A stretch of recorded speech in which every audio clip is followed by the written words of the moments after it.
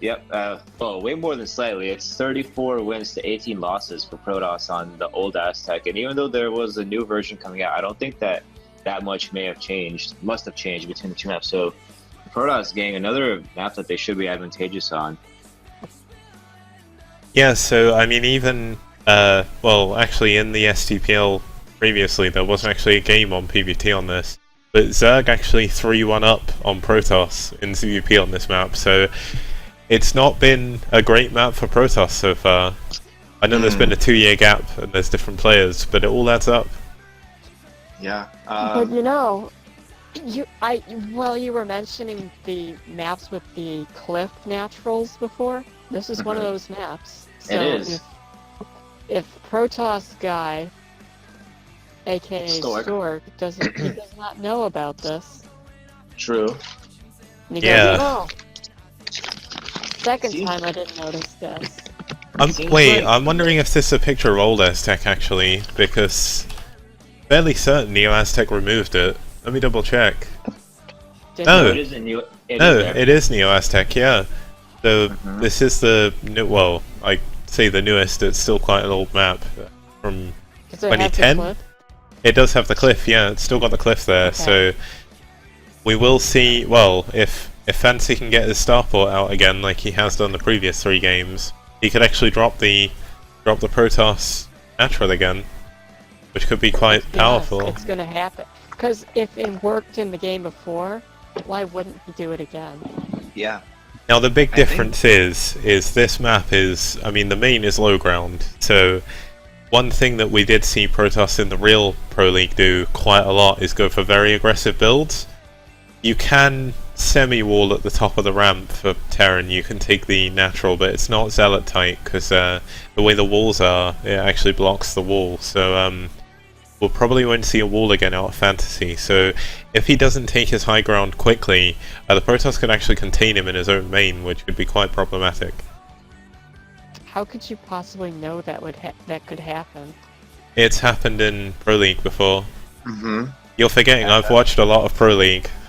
I didn't used to work back then, so every day Pro League was on, I'd watch it. True. It was at 10 AM every day for me, so it was great. I feel like he could build an engineering bay and just kind of siege expands towards up his natural. Yeah, I mean that's something you can do as well, but I mean even one build that was quite popular on this map back in the day as well is just proxy 2-gate. Because you can actually, in between the third and the main, or the third and the natural even, there's quite a big amount of space you can just build 2 gateways. If the Protoss can scout the Terran quick enough, or maybe just build them and randomly get the right main, which wouldn't surprise me because Protoss usually have Terran detectors, I mean, we could see a really quick game here. Like, I mean, proxy 2-gate Zealot all-in is quite popular on this map. And another thing to note is that because it's a 3-player map, you don't even have to guess. You don't have to have your Terran detector on. The probe that makes the 2 gateways just scouts one of the bases, and the other one has to be the one where Terran is if you don't find them immediately. And to answer Ninazer's question, it's low ground main maps have had aggressive Protoss versus Terran strategies for a long time. Going all the way back to maps like Neo Requiem and Medusa. Jade. Jade. I just thought, like, maybe this, like, if he does like siege expand instead of trying to do a fake double, then it should be okay. Yeah, but engineering bin might be a little bit of an overcommitment, though. I think. No, I just mean like go factory, and then you build your command center on the low ground, and then you build your engineering. Oh yeah, I think that would be the standard safe way to do it. Yeah, of course. Because you know, if they're being really aggressive, they could go like 10, 21 gates, and then Dark Templar. Yeah. Then if you go then if you go 2 factory, then you're pretty much screwed unless you got mines already. I mean, there's a lot of theory crafting we can do for the map, but probably the best thing we can do is actually jump in it, because we do have the game here. It's up. And, yeah, sorry, I tried joining earlier, but it wasn't up yet, so. So you gave up. Yeah. I was looking at a big picture of the map on loaded from the Wikipedia, but I'm ready now.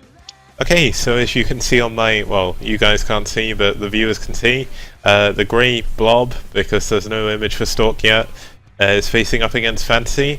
It is still a best of 5. Stork is now 2-1 up, and can FanTaSy bring it back to 2-2 and take it to the ace match? Let's find out.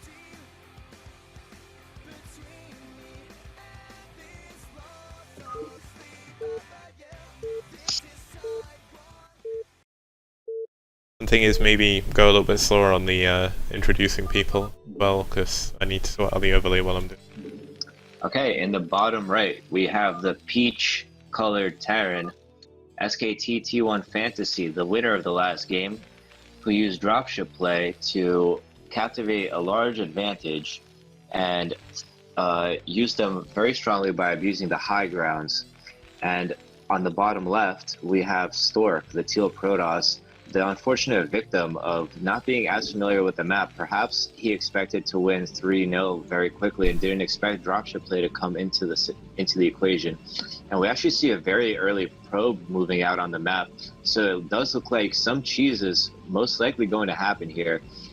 He seems to be maybe a little bit late. Is this going to be 7-7 gate, which is really unheard of and rare, but then the probe pylon is late? Nope, it's going to be 8 with the late probe, and he placed it actually somewhat on the scouting path between the two bases. So I would have liked to see him go more towards the center of the map to do this, but it does look like it's going to be 9-9 gate. The other strange thing is it's not in the best of positions in terms of aggression as well, because it's actually equally as far away from both the other mains. It's actually closer to his own main than it is.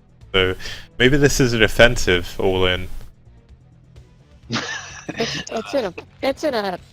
The spot that it's in is fine because at least it's closer than being in his own base. Yeah, but I can't help but feel that being on the direct scouting path is the major thing that we can detract from his placement. I feel like in the middle of the map where there are those 3 little high ground things, I think that might have been the best place to put it, because I don't believe that a scout traveling directly will see inside that hole. It'll be interesting to see what base FanTaSy actually scouts first, because if you do go to the north, it'll actually miss these gateways completely, because when it comes back in, it'll go via the 3rd.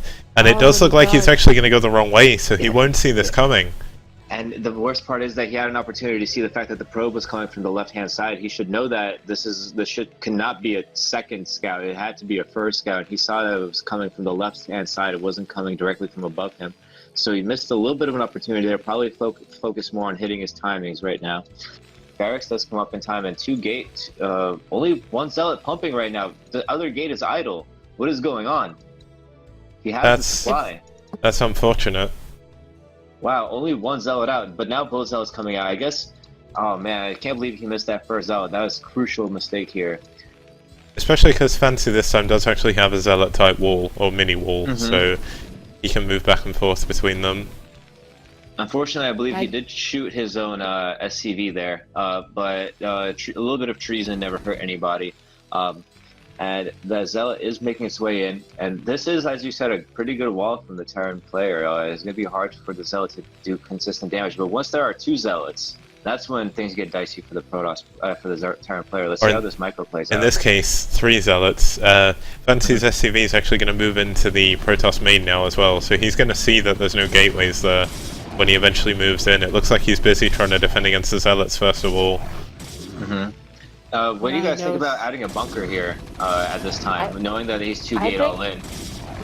I think that the position of where he put the wall makes it kind of difficult to place the bunker, because you can't cover the mineral lines and the factory at the same time with the bunker. So it's kind of... He's using his SCVs here. Yeah, these SCVs are doing a great job of walling away these zealots from ever hitting the Marine behind the zealot type wall. So despite the fact that he maybe did not have the best coverage of the mineral line, he has been using his SCVs to great effect. And now the SCVs are coming back, they're going to start, the Marines are going to start peppering the zealots again. He is losing a lot of SCVs here though. That is a problem. And there's 2 more zealots coming in. But Vulture is done, and I don't see a gas added for the Protoss player. He's going completely all in with this. By now, he should have at least thrown down a Nexus or a gas or a Cybernetics core or something. Oh, but and only he now, fully to Zealots. only now the SCV goes into the main, so he still doesn't know. Well, he probably knows now, but he still probably.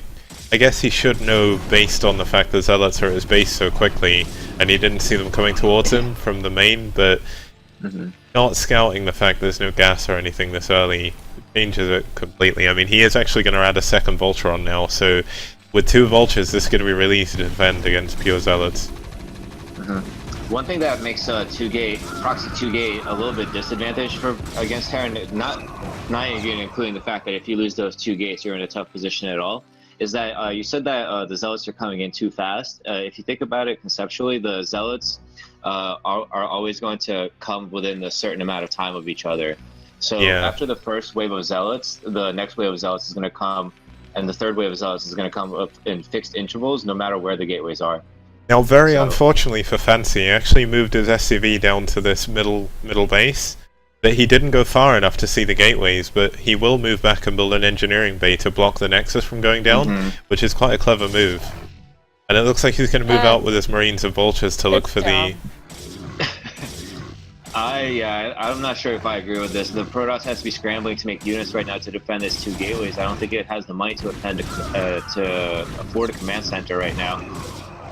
There is a Zealot. You mean Nexus? Nexus, yeah. I'm sorry. Yes. Yeah, because the Protoss obviously isn't going to expand when there's Vultures on the map and there's no way to defend, so... I suppose, but you never know with people. That is true. I don't know, it just seems like kind of a waste of... I mean, it's not a huge waste, because those are pretty cheap. I think... What's 125 minerals. That's 1/4 of 125.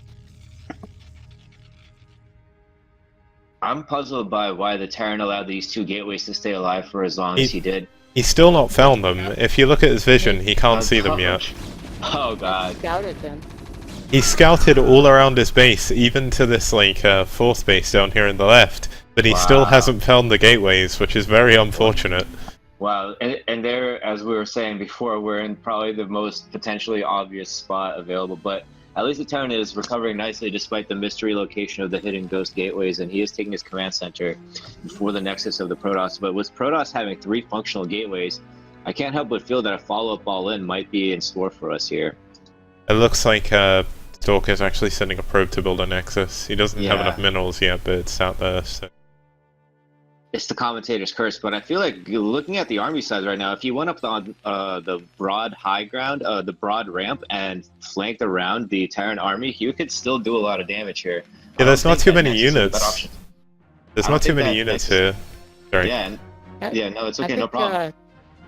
I think Terran should stay in his natural and build a bunker. Yeah, that would look advisable. It looks like he feels quite confident though. He does have Vultures. It looks like mine tech is almost done. So if these mines get done quick enough, he may be able to hold this, but it looks like the Protoss isn't going to wait.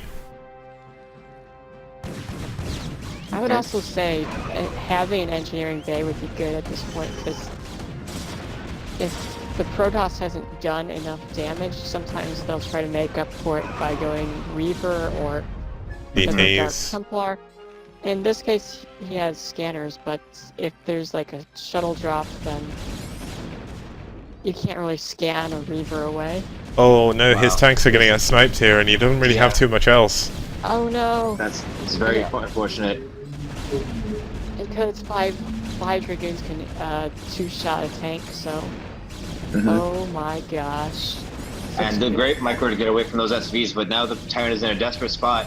All because he couldn't find those gateways in the middle of the map. And, oh boy. I can't help but feel that maybe he was being a little bit too greedy trying to expand before mines, before siege mode. He had siege mode, it looked like. I saw him research it earlier, but he never actually sieged up. The command center goes down. He's got an SCV that's finally seen the gateways, it looks like. So he knows where the gateways are. He even has a second SCV looking all around the map as well, trying to find hidden bases and whatnot. But there's one tank in his main. It looks like the Dragoons are going to run straight up to it, and there's not enough SCVs to really defend. Oh. It's a So, very unfortunate what- finish. What was the Tyrant doing then? I'm not sure. He had 3 siege tanks, 3 vultures. Mine was almost done. Siege tanks were there, but he just didn't siege them up. I really question that decision. Why he decided to be so aggressive. He didn't put down mines. He didn't siege. He didn't have a bunker. He was just not ready for this. Yeah, his mines weren't ready when they actually pushed in. He doesn't have any SCVs. Oh, he's got 2 left. SCVs. There we go. 4 SCVs, yeah. But that's GG, and wow, congratulations to Stork, settling it for like, you know, for keeps this time, because they exchanged final appearances in the OSL. This time, Stork takes it back one more time to win 2-1 major series, right? Yeah, so he went 2-1 up, and well, he went 2-0. FanTaSy managed to bring it back to a 4th game, and then finished him off 3-1. But that is, I suppose, Stork won 2 of the OSLs, I think. FanTaSy won 1. FanTaSy won the 2010 one, I know that much. That's why it's my favorite favorite OSL. But yeah, that was, I mean, that was a pretty good series all in all. It looked like FanTaSy maybe got a little bit too overconfident in that last game. And just quickly, just for my stream anyway, I've got another thing that I usually put up, which I forgot to do. I'm just going to reload that game and just show it from FanTaSy's perspective really quickly on times 16, and just show how long it took him to actually scout the gateways, because that, I think that cost him the game. It's really, really unfortunate, but that's what happens sometimes. And just while that's doing that, I'll also update the scores as well, just to give Stork the win. Alright, I'm gonna be right back then. I believe we're about to go to a commercial break.